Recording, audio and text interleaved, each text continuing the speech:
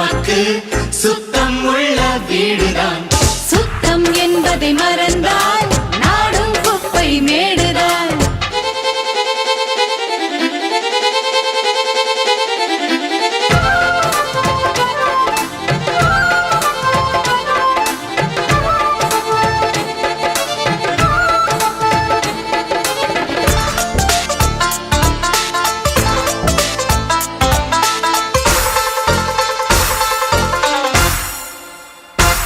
குளிக்கும் அறைக்குள் கெட்ட கெட்ட வார்த்தைகள், படிக்கும் மனத்தில் என்ன ஆசைகள், இதற்கா கல்வி கற்கும் சாலைகள், எதற்கோ இந்த வேலைகள்.